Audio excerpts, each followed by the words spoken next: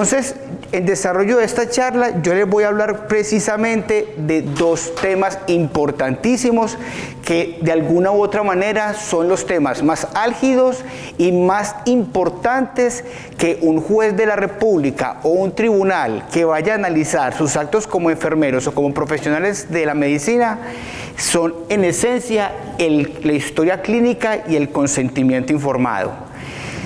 Sea preciso o necesario decir inicialmente que siempre que se vaya a evaluar la conducta de un profesional de la salud al interior de un proceso judicial o administrativo, bien sea un proceso civil, un proceso penal, un proceso administrativo o aquellos procesos que se adelanten en los correspondientes tribunales de ética, siempre el juez o el tribunal lo primero que va a analizar son estos dos aspectos, el tema de historia clínica y el tema de consentimiento informado, que si bien es cierto con toda seguridad, ustedes han tenido la oportunidad de conocer en qué consisten estas dos actividades o estos dos documentos, la idea aquí es que vamos a establecer de manera mucho más clara cuáles son las implicaciones legales, cuáles son los requisitos, obligaciones que ustedes deben tener en cuenta en todo momento para que efectivamente al momento de que ojalá no sea así la situación, pero si se llegara a presentar, cualquier juez de la República evidencia en que efectivamente, a pesar de que ustedes pueden ser llegados a ser investigados, cumplieron a cabalidad con estas dos obligaciones de la ley, la historia clínica y el consentimiento informado. Entonces, inicialmente vamos a empezar con el tema de historia clínica, ¿cierto? Y vamos a, grosso modo, a analizar o adentrarnos a evaluar estos cuatro aspectos. En primer lugar, la definición de la historia clínica, sus características, a quién corresponde la custodia de la historia clínica y algunas recomendaciones desde el punto de vista práctico para que a ustedes se les facilite efectivamente cumplir con esta obligación. ¿Qué es y para qué sirve la historia clínica? Entonces, para responder a esta pregunta, yo inicialmente les voy a informar desde la normatividad colombiana cuál es la definición que se le da a este documento. Entonces, en esencia, la historia clínica es un documento privado sometido a reserva donde están incorporadas o registradas las condiciones de salud de un paciente en un determinado momento, ¿cierto? Entonces, desde esa definición, nosotros ya podemos extraer algunas conclusiones importantes. Entonces, como yo les decía, la historia clínica es un documento privado. ¿Qué quiere decir privado? Que solo algunas personas pueden acceder al conocimiento del contenido de dicha historia clínica. La resolución 1995 de 1999, ya más adelante lo vamos a ver con más detenimiento, nos indica que solo ciertas personas pueden acceder al conocimiento de esa historia clínica. En esencia, quienes pueden acceder a la historia clínica, obviamente autorizados por la ley, es el mismo paciente, porque recordemos que es el paciente quien es dueño de esa información, de esa historia clínica. Es decir, el paciente autoriza o evita que efectivamente personas ajenas al personal de salud puedan acceder a su propia historia clínica. Entonces, como efectivamente el paciente es dueño de esta información, a través de autorizaciones por escrito, puede autorizar o permitir que otras personas, como sus familiares o allegados, puedan llegar a acceder a esa historia clínica en un momento dado. Pero aparte del paciente, ¿qué otras personas efectivamente tienen la facultad de ingresar o de conocer esa información de la historia clínica sin autorizaciones previas? Pues precisamente el personal de salud que participa de la práctica de la atención de ese paciente. Pueden acceder a esas historias clínicas sin ningún problema, sin ningún tipo de autorización, ¿cierto?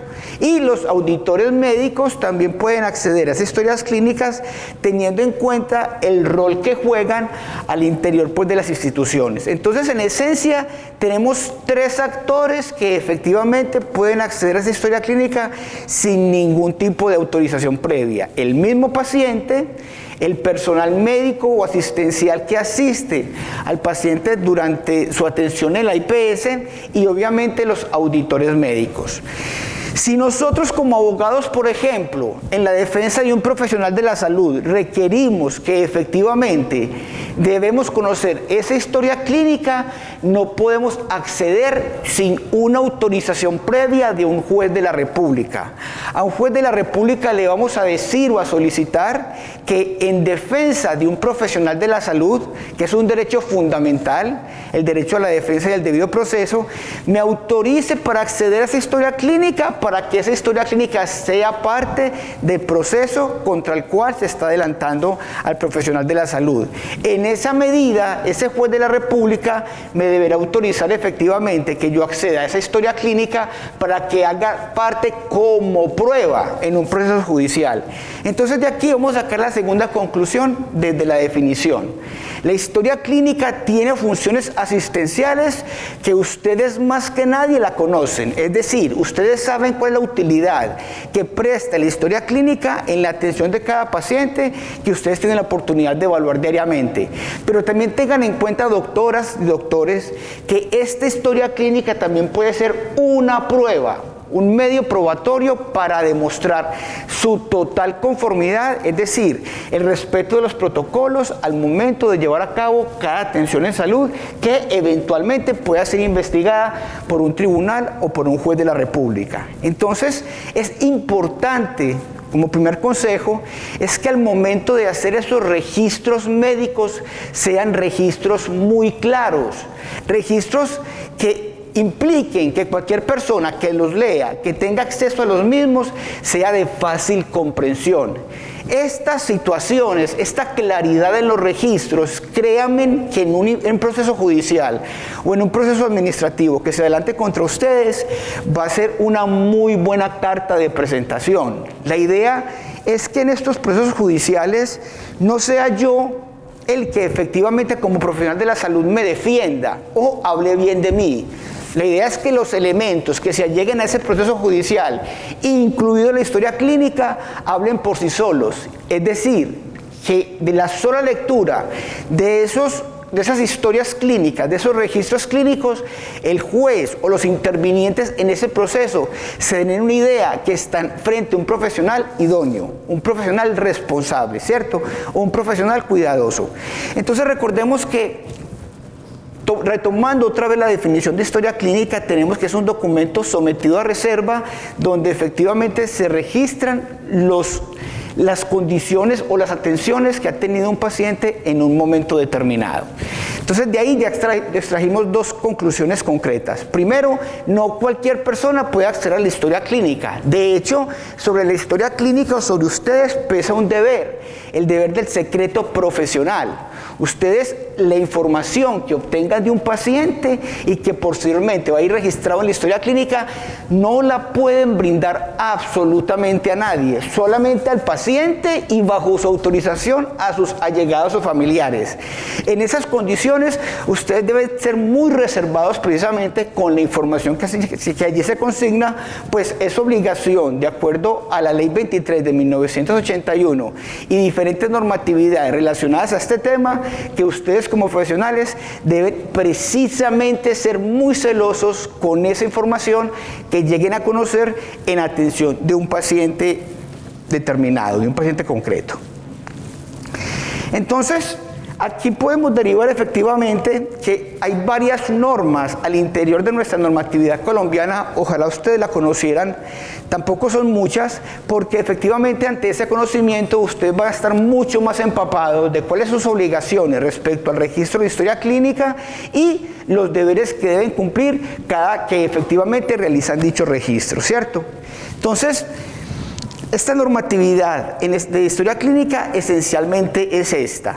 La resolución 1995 del 99, donde vamos a encontrar normas relativas a la definición de historia clínica, qué personas pueden acceder a la misma, qué requisitos o elementos debemos tener en cuenta al momento de hacer dichos registros, y en esencia también hacer alusión a el tiempo o las personas que deben realizar la custodia de historia clínica. Estas leyes, la ley 23 del 81, la ley 266, la 911 del 2004, son las leyes de ética médica, son las leyes de ética tanto para los médicos, profesionales de la medicina, como igualmente para el cuerpo de enfermería. Allí también vamos a encontrar algunas alusiones a la historia clínica, y en esencia vamos a encontrar dos obligaciones precisas. Todo profesional de la salud debe registrar en las historias clínicas los actos médicos o en salud en general que lleven a cabo sobre cualquier paciente. No hay excepción, no hay justificación para que llevado a cabo ese acto sobre ese paciente, posteriormente no se registre en la historia clínica. Cuando en los procesos judiciales o administrativos se prueba que efectivamente determinada actuación no fue posteriormente registrada en la historia clínica, eso tiene, por llamarlo de alguna manera, consecuencias casi que catastróficas para el profesional de la salud. Porque siendo estrictos, teniendo en cuenta alguna jurisprudencia reciente sobre los registros de historia clínica, aquellos registros que no existen, se puede partir de la base que efectivamente el acto médico no se llevó a cabo. Entonces debemos tener en cuenta que efectivamente nosotros no vamos a tener cómo explicar por qué razón, llevando a cabo un acto médico sobre un paciente, no lo registramos posteriormente en la historia clínica. ¿Por qué? Porque si bien es cierto, y así lo entendemos nosotros, que es imposible garantizar que efectivamente, de manera coetánea al acto médico, se haga registro de historia clínica, sí se le exige al profesional que luego de que haya terminado sus actos médicos, y esto es difícil decirlo, pero es importante para que cuidemos también nuestro propio patrimonio. Si terminado, por ejemplo, el turno, nos faltan anotaciones por hacer en la historia clínica, no nos vayamos de la institución sin hacer esa anotación. ¿Por qué razón? Porque si lo dejamos para después, el próximo turno que tengamos, muy seguramente no vamos a tener la memoria tan fresca para hacer el registro de acuerdo al acto médico que dejé de registrar. Y en segundo lugar, se me puede pasar. Y somos de pronto no contar con la suerte que efectivamente ese acto que se me olvidó registrar en la historia clínica es el acto que efectivamente va a derivar en un proceso judicial o administrativo. Nos ha tocado, nos ha pasado. Entonces, hagamos ese esfuerzo, a pesar que esas historias clínicas las hagamos por fuera del horario laboral, tengamos en cuenta que estamos cumpliendo primero una obligación legal, una obligación también con la institución, y también nos estamos curando en salud nosotros mismos. Entonces garanticemos que efectivamente cada que terminemos un turno en el cual nos corresponda evaluar pacientes, un turno desde el punto de vista asistencial, el mismo cuente al finalizar con todas las anotaciones de historia clínica, con todos los actos que hemos llevado a cabo sobre todos los pacientes, porque créanme, no hay explicación o justificación que valga ante esa omisión. Y si esa omisión obviamente la llega a advertir un juez o un tribunal colombiano, pues efectivamente vamos a tener algunos problemas desde el punto de vista jurídico y legal. La ley 2015 de 2020 es una ley relativamente nueva que hace alusión a la historia clínica interoperable. Esto quiere decir, esta ley establece unas obligaciones tanto para las instituciones de salud como para el gobierno nacional. ¿Con qué finalidad? Para que se cree un sistema integrado de historia clínica, de manera que cualquier profesional de la medicina, independientemente de dónde se encuentre, puede acceder a la historia clínica de cualquier paciente, así no haya sido llevado a cabo esa extensión en el hospital donde se está haciendo la consulta. Es decir, si nosotros conocemos que el paciente recibió, por ejemplo, una atención en Montería y el profesional de la salud aquí en Medellín quiere saber qué pasó en esa atención, a través de esa historia clínica interoperable lo puede hacer. La idea es entonces que efectivamente ustedes tengan a disposición la información del paciente, de las historias clínicas, independientemente del momento y del lugar en que se hayan dado. Esta ley establece unos tiempos, aproximadamente 5 años desde su promulgación. La promulgación se hizo en el 2020, entonces hasta el 2025 aproximadamente está ese plazo para que efectivamente esa historia clínica electrónica sea interoperable, es decir, que esté a disposición de todos los profesionales de la salud esa información independientemente de dónde se haya llevado a cabo. Aquí algunas alusiones pues a esta ley que está relativamente nueva, es del 2020. Vamos a pasar en este punto a las características de la historia clínica, es decir, qué elementos se deben tener en cuenta al momento de realizar los correspondientes registros clínicos. Entonces, aquí vemos efectivamente una serie de requisitos que muy seguramente ustedes los tienen en cuenta al momento de hacer esos registros médicos, pero que de alguna manera no se encuentran conceptualizados bajo este método. Entonces, en primer lugar, estos registros de historia clínica siempre deben procurar ser integrales. ¿Integrales en qué sentido? Es ver al ser humano como un todo. Un ser humano que se comporta como ser humano obviamente desde el punto de vista individual, un ser humano que tiene un contexto, un entorno familiar, social, etcétera, etcétera. Entonces nosotros al momento de hacer esa historia clínica debemos también tener en cuenta esa visión, por decirlo de alguna manera, genérica del ser humano.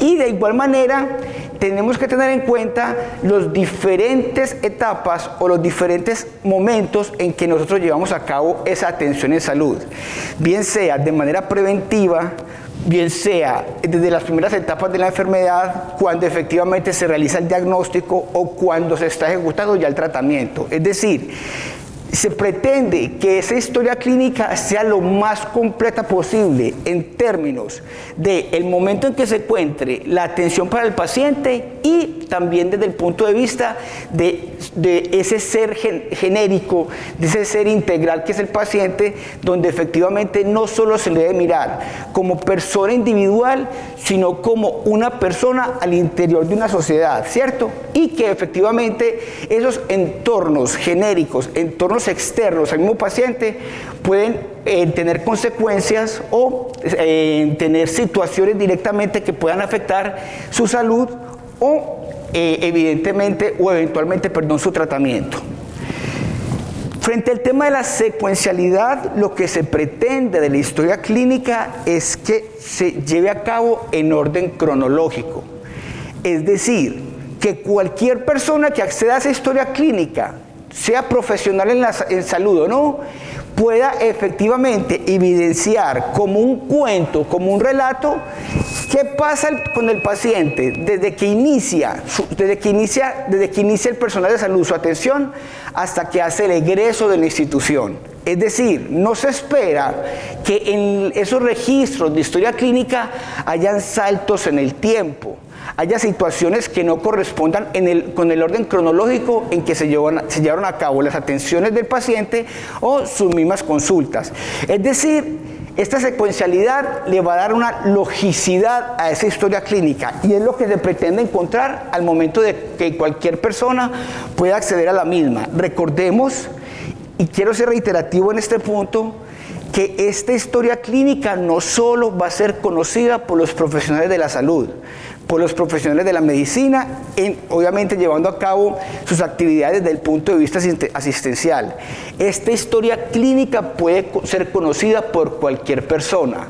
La idea es que esas personas conozcan efectivamente qué ocurrió con un determinado paciente, cuál fue el diagnóstico que ese paciente se le arribó de acuerdo a sus exámenes físicos y esa anamnesis que se recogió del mismo paciente. Y de igual manera, conforme a ese diagnóstico, cuáles son los tratamientos que se le están llevando a cabo. Y todas estas actividades determinadas en un día, en una fecha y en una hora.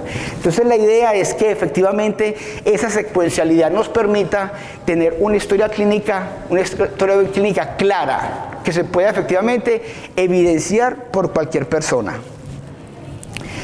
De igual manera, vamos a hacer alusión al aspecto de la racionalidad científica. Ustedes al momento de hacer esos registros en la historia clínica, de alguna manera tienen que tener en cuenta el método científico, es decir, establecer que efectivamente sobre ese paciente se hizo un análisis de su condición de salud. De acuerdo a ese análisis de su condición de salud se llegó a un diagnóstico concreto, y de acuerdo a ese diagnóstico concreto se llegó al tratamiento que ese paciente requería en un momento determinado, de acuerdo obviamente a su patología o de acuerdo obviamente a su motivo de consulta. Entonces, efectivamente, esta manera de evaluar al paciente o de comprender mejor al paciente debe estar también ahí registrada en la historia clínica bajo este criterio de la racionalidad científica. El tema de la disponibilidad es una obligación más dirigida en todo caso a las instituciones de salud propiamente dichas. Nosotros conocíamos, claro que hace ya algún tiempo, que algunas instituciones de salud, por ejemplo, no brindaban o no ponían a disposición del personal de salud la historia clínica durante las 24 horas del día. Es decir, conocíamos que efectivamente, por ejemplo, en el servicio de urgencias, en algunas ocasiones se prestaba el servicio en las horas de la madrugada y esos médicos en urgencias no podían acceder a esa historia clínica, lo que claramente expone al paciente, porque no se tiene a disposición la información que el profesional requiere en un momento determinado, y obviamente también al personal de salud. ¿Por qué razón? Porque efectivamente no está conociendo los elementos de juicio necesarios para llevar a cabo una atención adecuada, ¿cierto? Esta situación se ha venido de alguna manera solventando, teniendo en cuenta que hemos sido insistentes a través de estas charlas, no solo con ustedes, sino también con las instituciones de salud, que esa historia clínica debe estar disponible en todo momento. Es decir, la historia clínica para un profesional de la salud conocemos que es un insumo demasiado importante para que efectivamente en algunas ocasiones no se le ponga a disposición cuando ese profesional lo requiere. Entonces la idea es que efectivamente, ya sea historia clínica electrónica o historia clínica manual, esa historia clínica en todo momento debe estar disponible para ustedes, porque como les digo, eso reitera obviamente que no se exponga al paciente a riesgos injustificados al no tener la información que el profesional requiera en un momento determinado, y el mismo profesional va a tener la tranquilidad efectivamente que va a contar con la información que requiere para adelantar un tratamiento o una atención adecuada en salud. El tema de la oportunidad, obviamente, tengamos en cuenta que la idea es que, y así lo requiere la ley, y así lo han establecido los diferentes fallos jurisprudenciales, el registro de historia clínica debe ser coetáneo al acto que se lleva a cabo sobre el paciente. Es decir, inmediatamente yo evalúo un paciente, inmediatamente debo registrar las evaluaciones o las actividades que llevé a cabo sobre el mismo en la historia clínica. Ahora bien, conocemos que efectivamente en algunas oportunidades, sobre todo en los servicios de urgencia, es difícil cumplir con esta obligación, es decir, que inmediatamente se haga el registro de la historia clínica precedida de la evaluación al paciente. Sin embargo, lo que yo siempre les insisto en este punto en específico es que más allá de que efectivamente sea un turno donde no tengamos la oportunidad de hacer estos registros de manera coetánea, de manera paralela al acto médico, la idea es que una vez tengamos la oportunidad, cuando no estemos atendiendo a un paciente o cuando ya al finalizar el turno tengamos presentes que tenemos pendientes algunos registros en la historia clínica, hagámoslo, no lo dejemos para otros días, porque como les digo, esas situaciones se han presentado para malos entendidos, no solo desde el punto de vista asistencial, sino también cuando efectivamente estos actos médicos son analizados o puestos en conocimiento de una autoridad judicial o administrativa, ¿cierto? Entonces la idea es que efectivamente nosotros tengamos la tranquilidad de que al finalizar nuestro turno efectivamente cumplimos con todos los registros de la historia clínica, De manera que si por alguna razón, no queridamente por ustedes, esto llega a derivar a un proceso judicial, tengamos la tranquilidad de que efectivamente esta historia clínica va a relatar qué pasó en un momento determinado en la atención de un paciente en concreto. Y no que el juez de la República advierta que efectivamente, a pesar de estas claras normas relativas a la obligatoriedad en el registro, efectivamente no pueda esa historia clínica efectivamente contarle a ese señor juez o a las partes intervinientes en ese proceso qué fue lo que pasó en un momento concreto. El tema de la privacidad ya está más o menos decantado. Recordemos que nadie puede conocer el contenido de la historia clínica si no es el paciente, si no es el profesional en salud que participó de esa atención y si no es el auditor médico. Otras personas diferentes a las que acabo de mencionar, si pretenden efectivamente acceder a la historia clínica, deben mediar bien autorización del mismo paciente o del correspondiente juez de la República.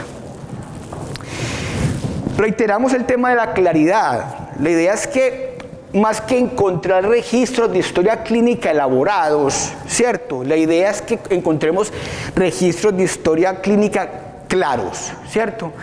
Hay notas de historia clínica bastante extensas en las cuales se busca descripción de lo que efectivamente sucedió, pero no se entienden muy bien. Mientras que hay registros mucho más cortos, mucho más concretos, donde al solo leerlos, darle lectura a los mismos, se va a entender efectivamente cuál es lo que es, qué es lo que pretende, qué es lo que está informando esa nota. Entonces la idea es que efectivamente nosotros de manera práctica accedamos a registros mucho más claros y ojalá de pronto también mucho más concretos. Esto sí, sin sacrificar el rigor científico con que efectivamente se deben llevar a cabo estos registros de historia clínica.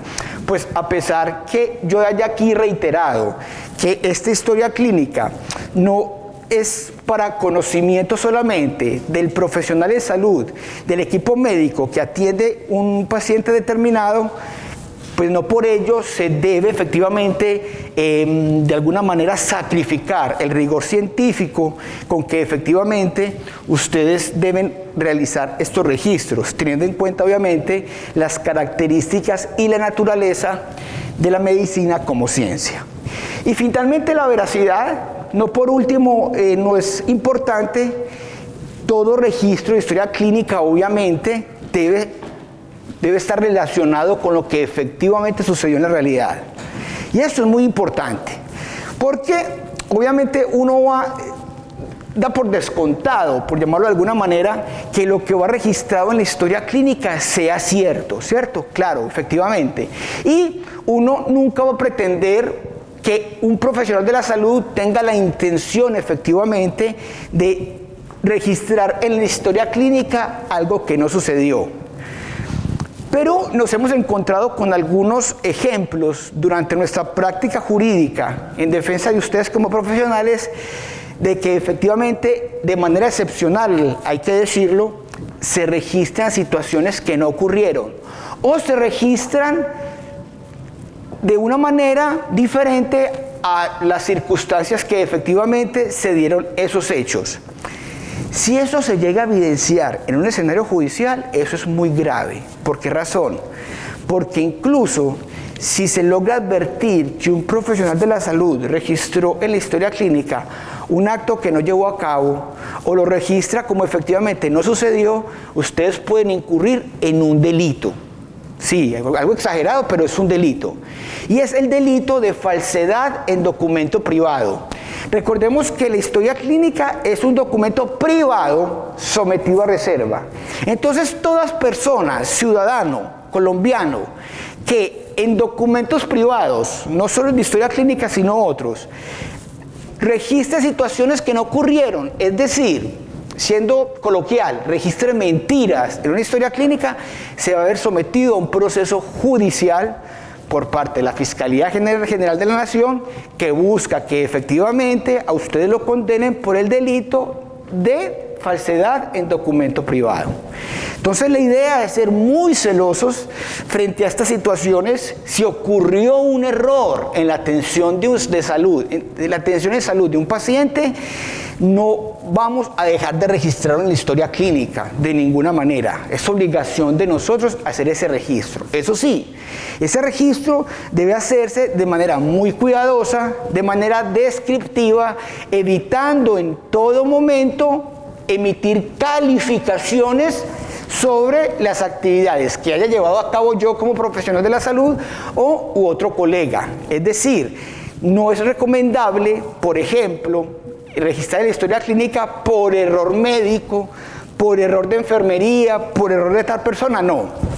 No emitamos esas calificaciones. Simplemente, efectivamente, si tenemos obligatoriamente que hacer registros en la historia clínica de un error, de una situación que nos pueda implicar más adelante consecuencias desde el punto de vista jurídico, tengamos en cuenta efectivamente que debemos hacerlo de manera descriptiva, sin calificar esa situación, sin calificarlo de error, sin calificarlo de equivocación, etcétera. No utilizar este tipo de palabras, porque en últimas, quien debe juzgar si efectivamente se cometió un error en la atención de un paciente va a ser el juez, el tribunal o aquella persona que deba tomar la decisión al interior de ese proceso judicial o administrativo, ¿cierto?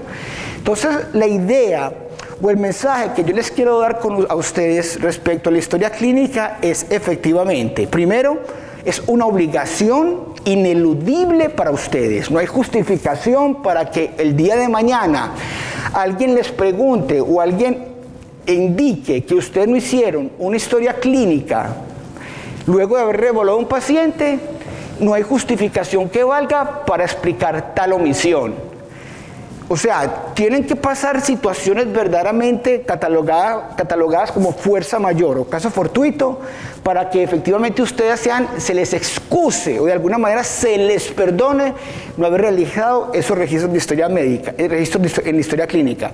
De igualmente, esos registros de historia clínica deben ser claros, oportunos, es decir, que efectivamente se lleven a cabo durante el mismo turno en que se evaluó el paciente. Y también muy importante, que esos registros clínicos sean veraces, es decir, correspondan con la realidad.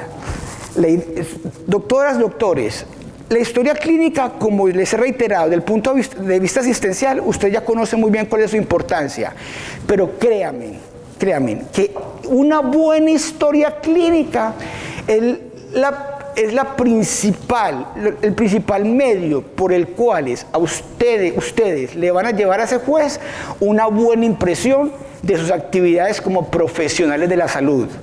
La idea, cuando efectivamente se adelantan estos procesos, no es que el mismo profesional hable de sí mismo, destacando sus cualidades desde el punto de vista profesional y humano, no. La idea es que eso lo hagan los medios probatorios, las pruebas que están al interior de ese proceso judicial administrativo. Y el principal medio probatorio que tenemos nosotros como abogados, que tienen los jueces, que tienen los fiscales, etcétera, etcétera, es la historia clínica. Porque la historia clínica, por lo menos de manera preliminar, es el relato de lo que efectivamente ocurrió al interior de una atención de salud con un determinado paciente. Y si ese relato es claro, ese relato es lógico, cumple con esas características, muy seguramente ustedes van a evitar esas sanciones que la parte demandante va a querer que se les imponga a ustedes en un momento determinado. Respecto a historia clínica, ¿alguna pregunta? Adelante, doctora. Sí, yo tengo una pregunta. Claro. Y es que, digamos, en la norma respecto a seguridad del paciente, Sí, doctora. nos solicitan que describamos en la historia clínica cuando ocurre un evento adverso. ¿Cómo hacemos eso para que no nos comprometamos con...? Entonces, doctora, la idea es efectivamente atender como dos consejos que yo aquí he indicado en desarrollo de la charla. El primero, doctora, es ser los más descriptivos posibles en esa confección de esa historia clínica, en la redacción de la historia clínica. Es decir, no caer en los calificativos, no decir por error médico, por equivocación de tal persona, por una atención inoportuna de otro miembro del equipo médico. Es decir, la idea es que nos evitemos calificar ese evento adverso, sí describirlo porque es nuestra obligación. O sea, el peor consejo que yo les puedo dar a ustedes es que frente a un evento adverso, hacérselos de la vista gorda. No. Eso hay que dar un tratamiento. Ya los jueces de la República saben que efectivamente existe una obligación de la institución y del personal de salud de reportar esos eventos adversos, de registrarlos en la historia clínica y de implementar medidas para que esos eventos adversos no vuelvan a ocurrir. Eso ya obviamente es una obligación legal muy conocida por todos nosotros, pero entonces la idea es hacer esos registros de la manera más descriptiva, de la manera más neutra posible, evitando, doctora, efectivamente caer en ese tipo de calificativos, porque efectivamente esos calificativos, error médico, equivocación, atención inoportuna o entre otros, crean un impacto muy importante al señor juez. Entonces la idea por lo menos es evitar que efectivamente ese señor juez se case con la idea de que efectivamente hubo una equivocación, porque pudo habernos sido así. Entonces la idea es que efectivamente hagamos la descripción de esa historia clínica o ese evento adverso, pero que no utilicemos ese tipo de palabras o redacciones. A ver, analicemos. Lo que pasa es que la palabra evento adverso incluso ya se utiliza por la misma ley, pero doctora, yo estaría con usted de acuerdo que efectivamente no se le haga una denominación a esa situación, no, simplemente que se describa. Sí, doctora, está bien. Sobre todo si va a ser un registro en la historia clínica, porque conocemos obviamente que paralelo a ese registro en la historia clínica, aparte la institución también hace su análisis del caso, su análisis de evento adverso, y si es normal que en ese análisis que se haga para implementar medidas para que ese evento adverso no se pueda presentar, si es normal que se utilice ese tipo de palabras, pero si va a ir al registro de historia clínica, la idea es que no, simplemente se describa. ¿Qué otra pregunta con relación a la historia clínica para pasar ya al tema del consentimiento informado? Una última cosita de historia clínica. La jurisprudencia, es decir, las decisiones de las altas cortes han indicado que es un indicio grave en contra del profesional de la salud una mala historia clínica. ¿Esto qué quiere decir? Que así ustedes hayan llevado a cabo ese acto en salud, ese acto médico, ese acto de enfermería, respetando los protocolos, acatando las normas que efectivamente los rigen ustedes en la ejecución de esos procedimientos, si la historia clínica no está bien confeccionada, no cumple con estos requisitos, el juez va a decir, esto es lo que dice la jurisprudencia, como esta historia clínica no está bien llevada a cabo, muy seguramente el acto médico que estamos investigando tampoco está llevado a cabo conforme a los protocolos. Es decir, la historia clínica nos va a permitir a nosotros, casi que de entrada, decirle al juez, nosotros actuamos bien.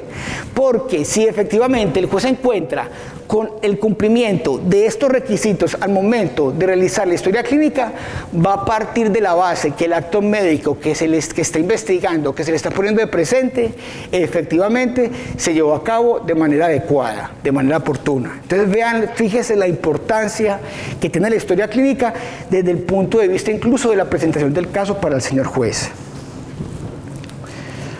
Yo me salí aquí.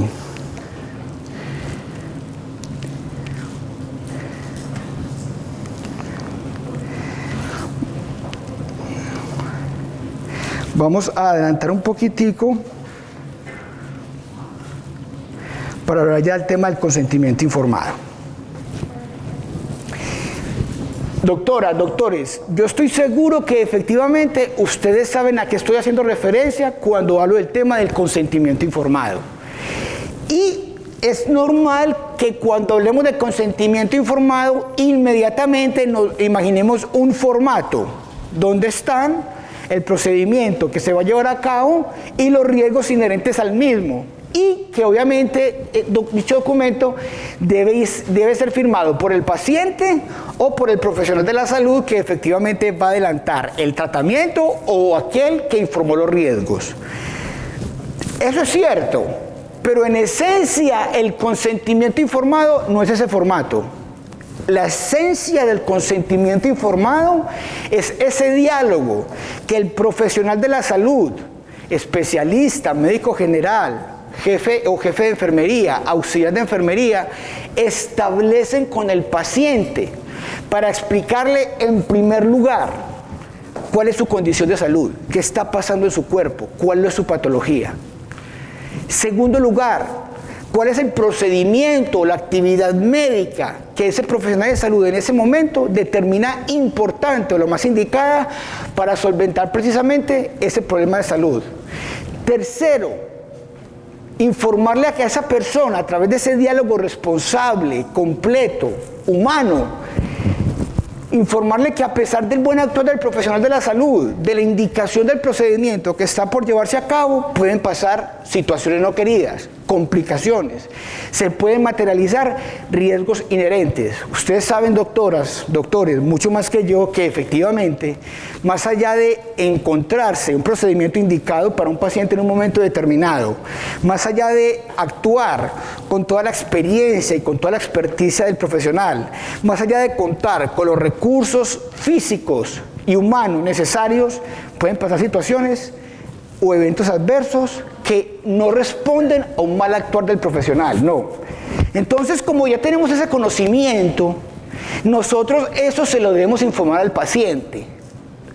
Señor tal, señora tal, usted necesita determinado procedimiento quirúrgico efectivamente para solventar el problema de salud que usted tiene en este momento, su motivo de consulta, pero mi señora, mi señor, yo quiero que usted sepa que efectivamente, más allá del buen actuar de nosotros como profesionales, más allá de contar con el equipo necesario, pueden ocurrir situaciones no queridas. Y si efectivamente, por duro que sea, ese riesgo inherente, ese procedimiento implica la muerte, así se lo debemos informar al paciente. No quiere decir entonces que nosotros, con esta información que le estamos suministrando, vamos a desestimular el procedimiento que se va a llevar a cabo, no.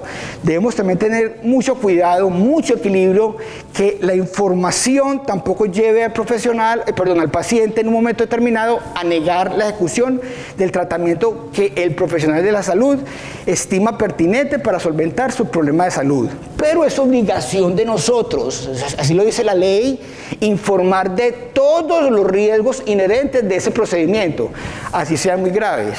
Entonces, recapitulando un poco, el consentimiento informado es ese diálogo que yo hago con el paciente para explicarle todo lo relativo del procedimiento que se va a llevar a cabo, ¿cierto? Más adelante vamos a mirar exactamente qué se le informa, pero en esencia, el consentimiento informado es un acto de respeto hacia el paciente.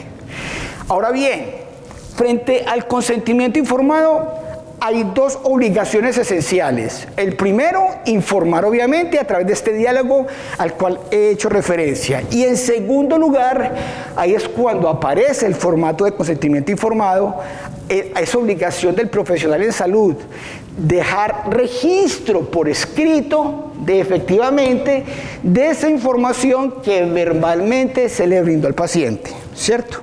Entonces, existen dos maneras de realizar ese registro por escrito. Por lo general, en instituciones importantes y ya de alguna manera con metodologías ya muy implementadas, existen varios formatos relacionados con los diferentes procedimientos que se adelantan en esa IPS o en esa sede de salud. Entonces, bajo esas circunstancias, para ustedes es mucho más fácil simplemente brindarle o poner a disposición ese formato del paciente porque ya están elaborados, ya existen, son preformas. La idea es frente a esas preformas o esos formatos que efectivamente sean muy precisos, es decir, que los riesgos inherentes que allí están anotados, la información que allí está registrada tenga relación directa con el procedimiento que se vaya a llevar a cabo. Y aquí hago referencia concretamente. Existen algunas instituciones, algunos consultorios particulares donde solamente existe un consentimiento informado de manera genérica, donde efectivamente se utiliza para cualquier intervención que se va a llevar a cabo sobre un paciente determinado. Eso no está muy bien visto por nuestras autoridades judiciales o administrativas. La idea es que esos consentimientos informados, si son preformas, tengan unas especificidades concretas de acuerdo al procedimiento que se va a llevar a cabo. Es decir, si por ejemplo estamos hablando de una cirugía frente a un paciente que tiene una apendicitis, efectivamente debe existir un consentimiento informado solo para ese procedimiento. ¿Por qué? Por regla general, cada procedimiento, cada actividad médica tiene sus propios riesgos, ¿cierto? Y implicaciones diferentes para el paciente. Entonces la idea es que cuando vamos a hablar de preformas, la institución de salud las tenga de manera detallada, ¿cierto? Ya relacionadas con cada procedimiento que la institución se suele llevar a cabo. Ahora bien, si no hay preformas, si no se cuentan con esos consentimientos de manera específica para cada procedimiento, ustedes en la historia clínica deben llevar a cabo ese registro. Es decir, luego de que se lleve a cabo ese diálogo, que es lo más importante, doctoras y doctores, si no hay esos formatos que les permitan a ustedes entregarle al paciente que los lea y que los firme de acuerdo con la información que allí está contenida, la idea es que en la historia clínica se advierta que ustedes le informaron al paciente sobre la necesidad de llevar a cabo determinado procedimiento. Se le informa en relación con ese procedimiento cuáles son los riesgos inherentes al mismo, cuáles son las alternativas terapéuticas, es decir, qué otros procedimientos, qué otras actividades también tienen la posibilidad de solventar el problema de salud del paciente en un momento determinado. Y se anota también en ese registro que conforme a esa información brindada a ese paciente, él mismo autorizó la ejecución del procedimiento. Entonces fíjese que en 4 o 5 líneas ustedes pueden cumplir efectivamente con esta obligación que se tiene de dejar por escrito que al paciente se le informó de los riesgos inherentes del procedimiento que el profesional estima llevarse a cabo de acuerdo al problema de salud o a la patología que el paciente presente en un momento determinado. Entonces recordemos, doctoras y doctores, que esto es lo principal. Consentimiento informado, diálogo con el paciente, diálogo respetuoso, un diálogo claro. La idea es que con ese consentimiento, ese paciente autorice la ejecución de esa intervención, de ese procedimiento quirúrgico, eventualmente si es lo que se necesita, teniendo en cuenta la información que recibe del profesional de la salud. Se espera efectivo, por eso se llama consentimiento informado. Yo autorizo porque me informaron, porque conozco que puede llegar a pasar. Y les quiero preguntar algo también aquí que no se nos puede dejar pasar. ¿Ustedes cuándo saben si efectivamente debo implementar un consentimiento informado o cuándo no? Es decir, ¿qué momento efectivamente yo debo cumplir con este diálogo que la ley me indica debo llevar a cabo con mi paciente? ¿En qué momento? ¿Alguno tiene alguna idea?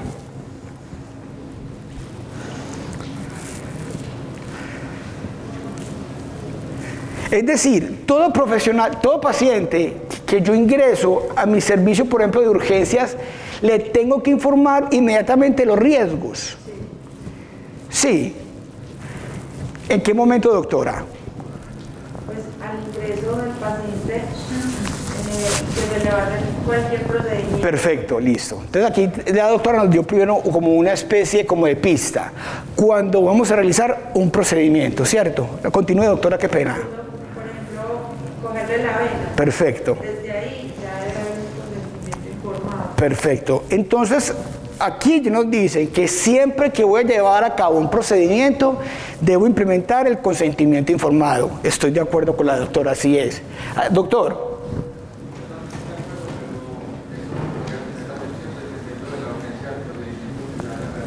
Perfecto.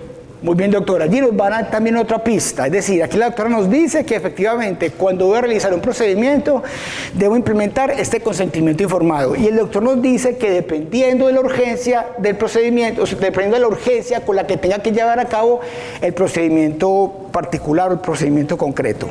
Doctora. O sea, yo sé, o sea, llega en paro, ¿cierto? Obvio, pues obvio no, pero inmediatamente acaba la urgencia, hay que sentarse, explicar y hacer firmar que todo lo que se va a hacer y se seguirá haciendo. Perfecto, doctora, listo. Entonces aquí tenemos varias situaciones y vamos a hacer varias aclaraciones a continuación. Adelante, doctor. También es importante, sobre todo para el personal médico, que sean muy claros en la nota si hay o no familiares para poderlos informar. Perfecto. No hay nada, pues, llegó solo, llegó apartado, recogieron en la casa. Es importante decir, en el momento no se encuentran familiares para poder dar la información. Excelente. Excelente, doctor. Pues también sería como llamar un poco la atención de, como decimos, zapatero a sus zapatos. Como decía la doctora, nosotros desde la parte de enfermería, cuando empieza el paciente urgencia, nosotros le hacemos firmar los consentimientos informados, usted ya dice que son generales, que nos toca a nosotros y explicamos de qué se pasa. Pero es muy importante aclarar también que esos específicos de cirugía, anestesia y demás, sí le toca al personal médico, porque creo que uno de los errores que cometemos en todas las instituciones de salud es que todos los hace firmar, el enfermero o la auxiliar sin explicar, simplemente se le pasa un montón de papeles y se le ponen el firme aquí, ¿para qué? No, firme, tranquilo que con el procedimiento, pero que se siente el médico a explicar. Claro. Después se escribe la historia clínica, raramente pasa. O sea, eso es lo que usted dice es lo ideal, pero en la vida práctica... Sí. No, es verdad, y hemos notado en algunas instituciones de salud que la práctica médica se lleva a cabo así bajo las condiciones que usted menciona, doctor, creo que sí. Pero la idea, obviamente, con este mensaje, es que el consentimiento en esencia es ese diálogo, ¿cierto? La idea es ir de poco a poco eliminando esa manera de evaluar o de enfrentar al paciente, fírmeme aquí esos documentos. No, la idea es que efectivamente, si los documentos que van a firmar el paciente tienen relación con el tema del consentimiento informado, esa firma necesariamente debe estar precedida por ese diálogo, ¿cierto? Que eso es muy importante, porque esa es la esencia del consentimiento informado. Eso, más que nada, es respetar al paciente.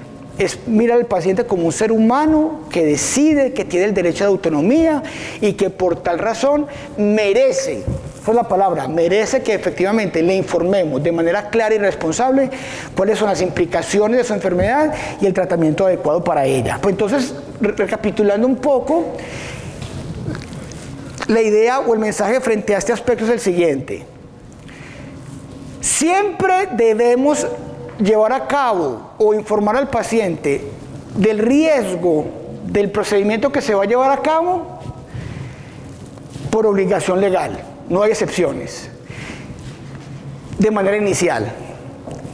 Ahora bien, si nosotros tenemos que llevar a cabo un acto médico de manera urgente, es decir, si yo no lo llevo a cabo, ese paciente fallece, ahí no tengo que informar al paciente de los riesgos inherentes al procedimiento.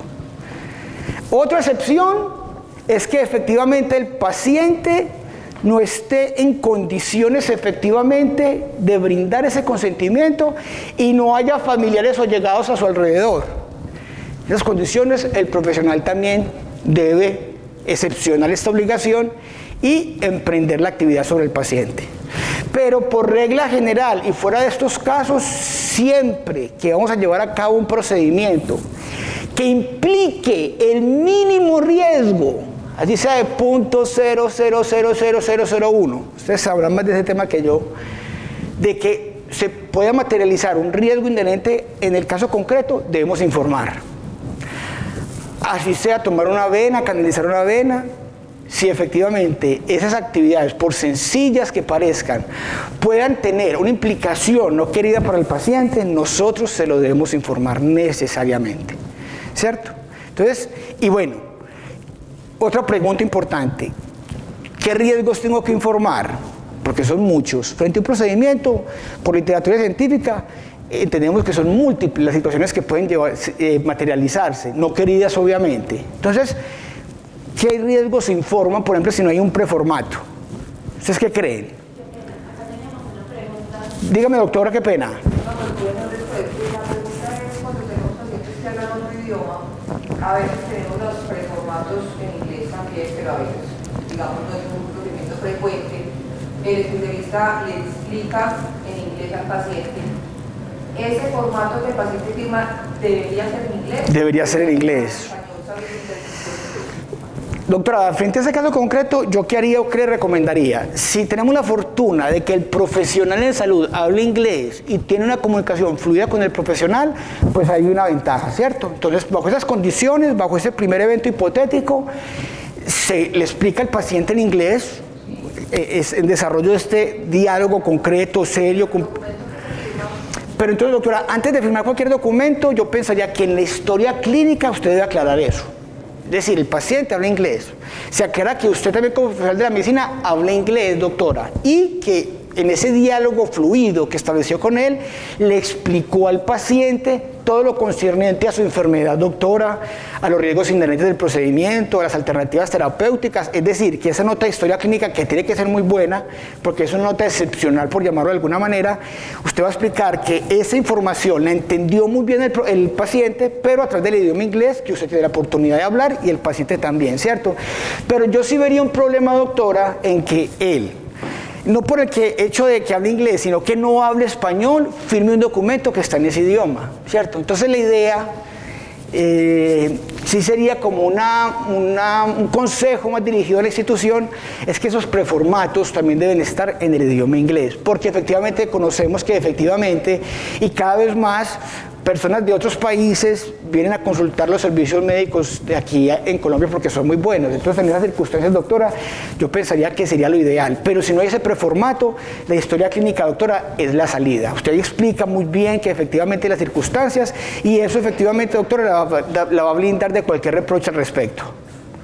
Perfecto. Entonces, estamos preguntando qué informamos.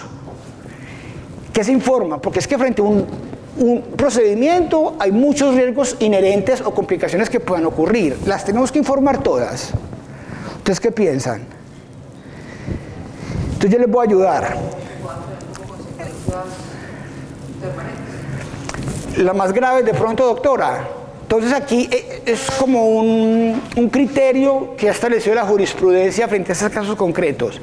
Se debe informar el riesgo más grave que pueda ocurrir, así sea mínima la probabilidad.